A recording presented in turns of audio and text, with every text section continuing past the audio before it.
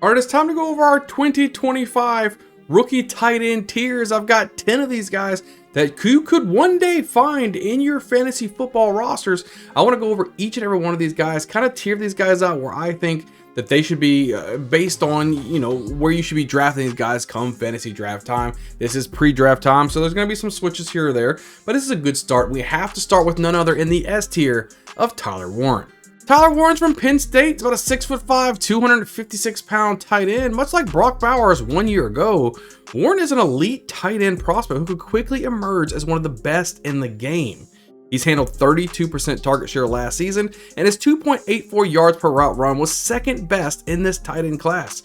He has the size, athleticism, and receiving ability to post top-end receiving numbers and emerge as a fantasy star.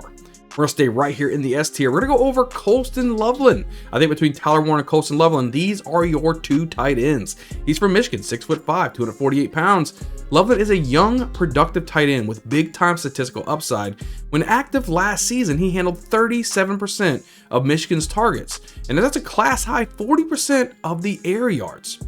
He may not be quite what Tyler Warren's level is, but he's also nearly 2 full years younger than Tyler Warren. So Loveland is very likely a future fantasy tight end 1.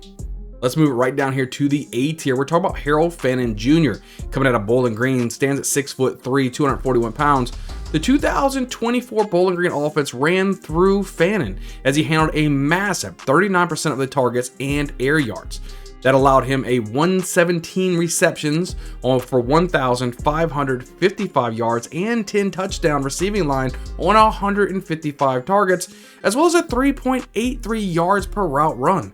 Every stat I've listed so far was the best among tight ends in this class. He showed decent speed and athleticism at the combine. So combined with his good hands, Fannin could emerge as a pass-catching threat in the pros. He is one of my favorite tight end prospects this year. Now we're going to stay right here in the A tier. I've got Elijah Aroro, though, the tight end out of Miami, 6'5", 250 pounds. He's a seam stretcher, right? Aurora's 10-yard ADOT ranked second, and his 16.9 yards per reception and 12.6 yards per target ranked first in the tight end class last season. He also led the class in yards per reception, yards per target, run after the catch, adjusted catch rate for his career. Right? Incredibly, Aurora is charted as having 0 career drops. Let me say that again. He's been credited for having 0 career drops. Now, what the important context here, we got to keep it in context, that Aurora is rarely used in the target, right? 61 targets in 34 games. 47 of those 61, though, came in 2024. So, take it how it is. We're going to move it down here to the B tier. I'm going Mason Taylor from LSU, 6'5", 251 pounds. Taylor's one of the youngest tight ends in the class and might require some development. He posted poor marks in yards per target, which was at 7.2, and yards per route run, which, 1.2. So across his 38 collegiate games, that's what he was able to put up. But he did catch 36 plus passes in all 3 seasons. Taylor has receiving upside, so he's a name to really monitor. Now we're jumping down to the C tier. We're going over Gunnar Helm, the tight end out of Texas, 6'5", 241 pounds. Helm's career 80% catch rate is the best in the class with a minimum of 25 targets.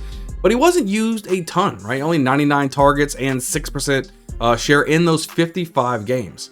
In a good Texas offense, mind you. So he underwhelmed at the combine. He ran a 4.8 440 at 241 pounds and posting a class low 30-inch vertical, which is some of the reasons why I had to drop him here to my C tier.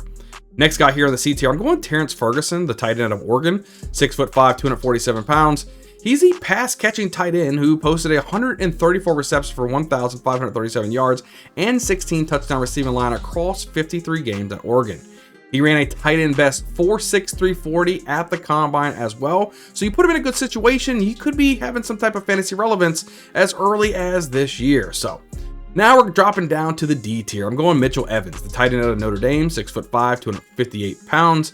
He's a capable two-way tight end who really peaked as a receiver with 43 receptions, 421 yards, and 3 touchdowns in 2024. It was a solid rebound after a substantial missed action in 2022 with a broken foot and 2023 with a torn ACL. Evans ran a solid 4.74 40 at 258 pounds at the combine, but I think his injury history alone is what's going to drop him down the NFL ranks, and that's why he's dropped down for the tiers for me. Moving right along here, we're going with Jake Brenningstool out of Clemson, 6'5", 241 pounds. Brenningstool aligned in the slot on a hefty 64% of his collegiate routes, and while his efficiency was really weak, I would say it was a class low 7 yards per target. He collected raw stats, right? 127 receptions, 1,380 yards, and 17 touchdowns in 48 games. He's a bit on the lighter side, and he has the smallest hands in this tight end class. That's why I had to drop him here at the bottom portion of the D tier. So, last guy we're going over here today, the 10th tight end on my list. I'm going Thomas Fidone II out of Nebraska, 6'5", 243 pounds. Fidone has the biggest hands and the longest arms in this tight end class, and he shined at the combine with excellent showings in the broad jump, the 3-cone drill, and the short shuttle. You know, his collegiate receiving efficiency wasn't especially good, but he has some abilities in that area, and being coached up right, he might be able to show some flashes there. He has potential as a 2A tight end in the pros, and a possibility he has being on a number 10 for me on this list to be some type of fantasy relevant for you just based on where he lands. So, but look, that is my top 10 tight ends as of right now, and I have them tiered out for you, so that way you can start to have some preparation. Look at the NFL draft, let's see where they go, let's see where the draft capital holds, and let's start preparing ourselves for our fantasy football drafts. Guys, make sure you guys hit the like button, hit a subscribe button, help us out the channel tremendously, and leave a comment down below. Is there anybody in the top 10 tight ends that's not here that you believe should be here? Let me know in the comments below. I'm always looking to look at more film. Maybe it's somebody I haven't even heard about. Who knows? But guys, that's all my top 10 right there. I can't wait to see you guys on the next video. We'll see you guys next time.